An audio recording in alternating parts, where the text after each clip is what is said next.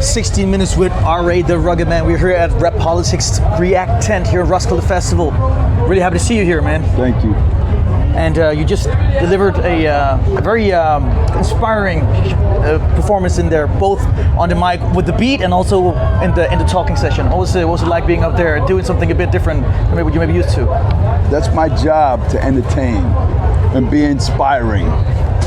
Sure. That's my job. That's why you're here right now. It was dope. I liked it. I never did that before. They made me do 10 minutes, then talk and be interviewed for 30 minutes and then do another 15 minutes. But I was kind of skeptical of it when they told me that's how it was going down. I'm like, really?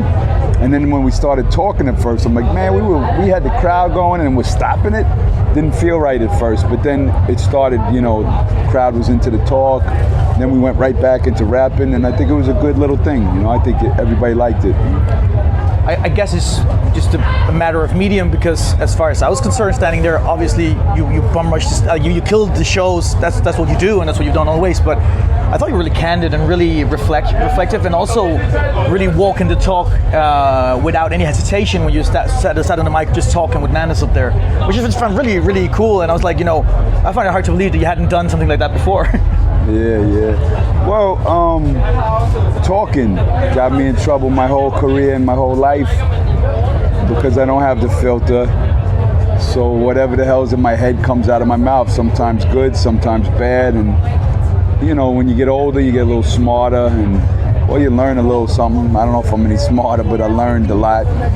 So maybe my words have a little more weight these days through life experience, you know. So. Might be so. So, where are you at in your creative life right now? Well, I'm working on an EP, I'm working on an album, I'm working on a feature film. You know, the feature film's shot. We're just in post-production at the moment, you know. So I've been following you on the sidelines for quite a while. What really got me hooked on the social media part of it was when you started reaching out to the boys here for Rapolitics. I know Manas from way back and so on, but I've noticed that you've been mentioning your fascination for the film media, the movie media, and so on for a long time. So what's it been like to get this into fruition, and how do you see the parallels to the music you make?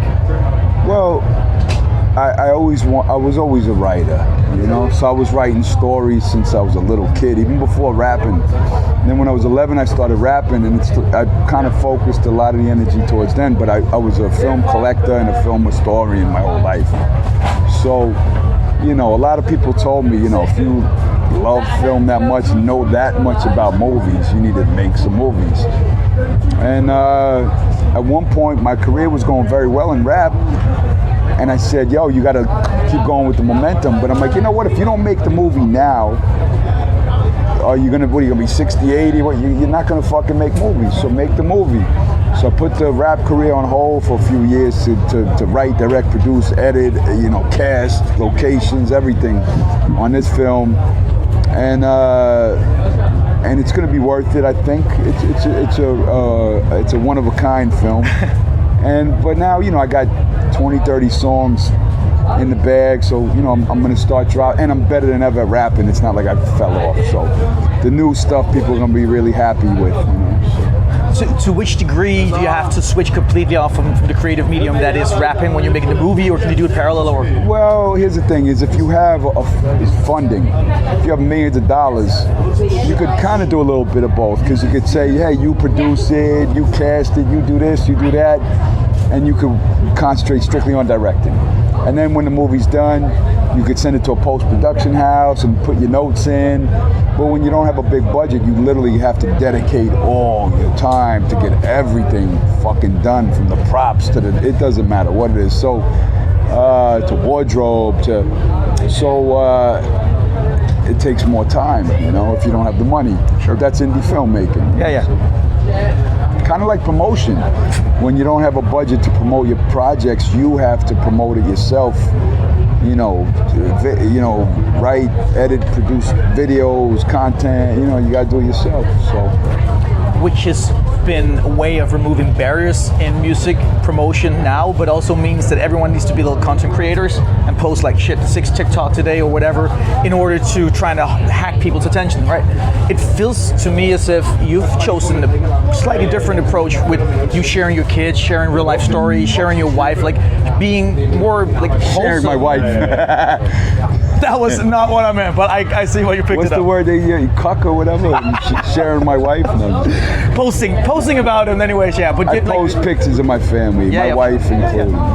But yeah, has that been like a conscious decision for you to portray your rapper life differently, or did it just come with maturing and getting older? Nah, just whatever my life is, I'll post it, you know. Yeah, well, the people... You know, I don't mind, you know, so if I got something that entertains me that I'm proud of, or something that I feel is funny or a funny joke, I just post it, you know. I don't think too hard of it, you know. Like, and I don't follow what the algorithm tells, because a lot of times when I do the family pictures or whatever, you lose followers off of that, you know. And same thing when you do like anti-bigotry posts or anti-Trump posts, you know, you lose followers. There's certain algorithms you follow and everyone will stay and you're getting new ones. And, you know, but I don't care. It's whatever the hell is in my head, I post that, you know. So. Well, you can cater yourself to an audience that wasn't meant to be your audience in the first place. I've seen people responding to some of your posts when you're going down the lane of being anti-bigot or just calling it out as you see it. I've seen people be like they sort of take an opinion they thought you had into like they're like pinning some of your own, maybe projecting some of your own very varying views from yours on you, and like you have, it's almost as if like you have to defend why you are calling out Trump or calling because out. I have always been a free speech advocate. Of course. And you know, the current administration and the richest man in the world, they lied to the public to be like, we are the free speech advocates. We're about freedom of speech, and they're the exact opposite. So when you go against them, they're like, well, we thought you were a free speech advocate. No, I'm not a white supremacist free speech advocate, even though I believe everyone should have freedom of speech, but I don't cater strictly to white supremacists and all the buffoonery, you know. That's what they do, you know. So I advocate for everything. I'm not into banning books because there's gay stuff in it, or banning books because there's black history in it, and banning posts because they disagree with the person who owns the platform, and you know, all that stuff. You know, so. Well, it goes both ways, and you should be able to call out the bullshit when you see it, even though you don't like it, and that's either way around, but still not being blindly led by billionaires who only have their own wealth and interest, right? You know, that's probably a good middle ground, even to say so. Yeah, but hip hop was always about, you know, upliftment of the community. It always was. Even if it was ignorant rap, it was still the hip hop community. And so when they try to act like pro-black or anti-black, you know, like if you're anti-blackness, because, you know, the White House is anti-black right now. Sure. These platforms are anti-black right now. So if you're anti-black, they try to act like you're against it. It's like it's a weird era, man. Yeah. It's the era of the trillionaires and billionaires, and people in power are the victims, and they're the ones that are the underprivileged, you know. Yeah. History repeating itself, right? So we don't have any. It's just they prove everything that we say about them true, you know. Pampered little fucking pieces of garbage. They prove us right. Everything they do, you know. You go and look. The white man is the victim of everything if you listen to these guys. So I'm a little fried. I just that was a long performance. I flew in from Germany today, and my brain's a little fried. I didn't think I was going to do no interviews, so he said, "Can you do interviews?" So I'm doing one. So my word skills are not there right now. I'm kind of trying to get trying to say some things that aren't coming out. You know? To me, it's really eloquent, and you're repeating the best. Like I'd say so. I'd say it's probably like a good little condensated version of what happened up on stage. But you flew in from Germany, as you just said. So you're living right now currently in Berlin, where there's right-wing extremism going on by itself. What does it feel like for you to be there and viewing at your home country and what's going on over there? And like how do you see the parallel sort of perspectives into where you live now? When I moved to, I'll see in a minute. When I moved to Germany, I saw how much better the system worked for the people. You know, from homelessness to healthcare to the education system. You know, free. You know, the college, the kids had paid. You know, we had babies in Germany. The hospital bills didn't try to kill us. A lot of it was covered, and the kids get sick. I don't have to worry about giant healthcare bills. It was like I was like, wow, this is really working for the people. And now, you know, when Trump and this whole weird regime, you see the Europeans are starting to copy it, and you have the AfD gaining power. And when I used to see their racist posters 15 years ago, they'd get 2% of the vote, and then I'd be like, wow, 2% of the vote, that's disgusting. Who would vote for that? And then, you know, the vice president go over there, like, these are the good guys. And the white supremacist piece of garbage, Elon Musk, go over there, like, don't be embarrassed by your heritage. And now, you know, you see, it's not just America making that, it's the whole world is starting to get these, like I said up there, these algorithms.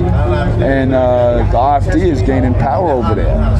And you figure Germany, of all places, should know better. And that what was good about Germany, because after they did this horrible thing to the planet and to their own people, and they learned from that and said, okay, we are going to help people now.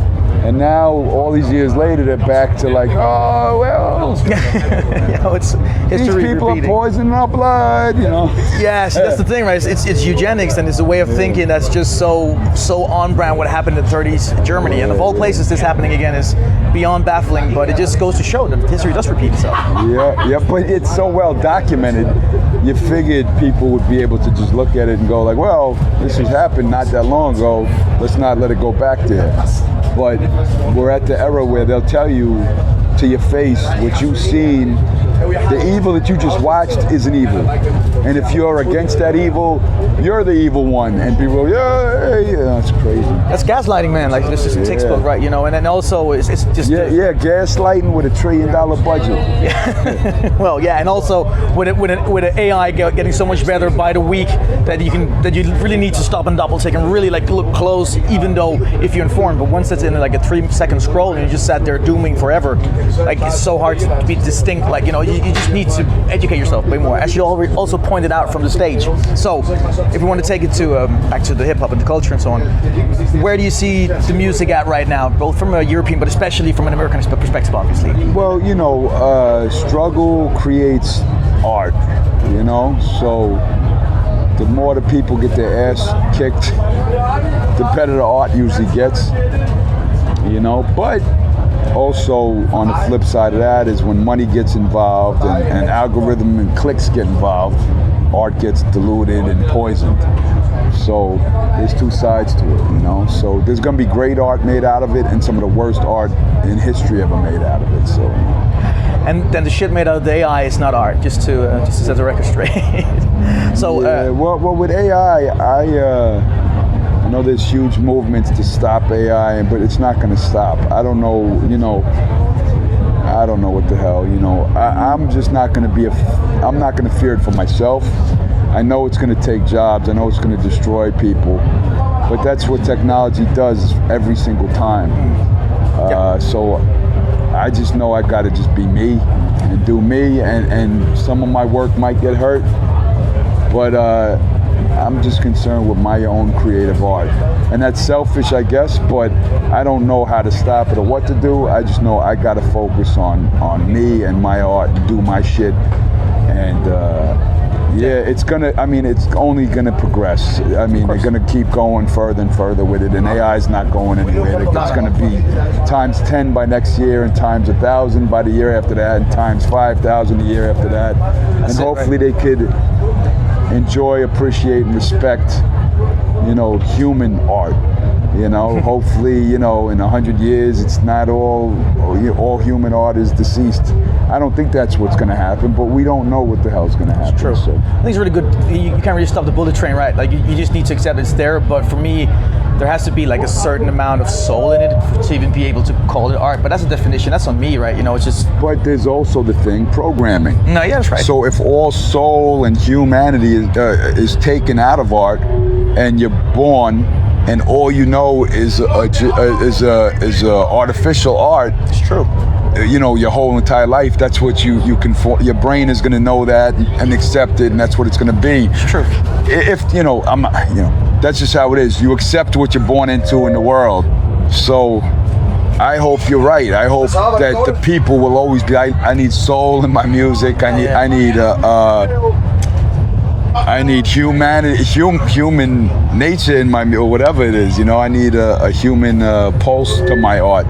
Hopefully that stays, you know. Hopefully people want that and need that and love that, but we don't know what the planet has in store for us. 50 years, 100 years, 10 years, 3 years, 2 months, we don't know. So true.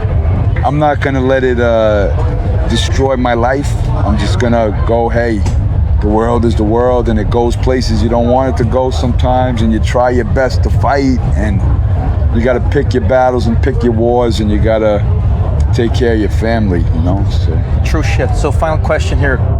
10 years time from now, you're gonna be pushing European retirement age. Do we still see you fly around the world to tour and play shows, or are you gonna revert into something else? I'm gonna be destroying and obliterating the stage forever and ever and ever, period. You know, that's what I was born to do, is to obliterate stages, you know.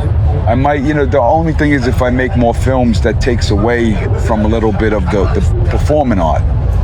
But, you know, performing on stage. But, so maybe there'll be chunks when I'm working on film, but I'll always be running around stages, you know, my whole entire life. Great, well that's... And if there's health issues, bring me out in the fucking wheelchair. I'll still murder your best rapper. So. I've seen a few rappers in wheelchairs around here through the years. So, anyways, Ari the Rugged Man, 16 Minutes with Process Podcast. Thank you so much for doing this. Peace. Thank you.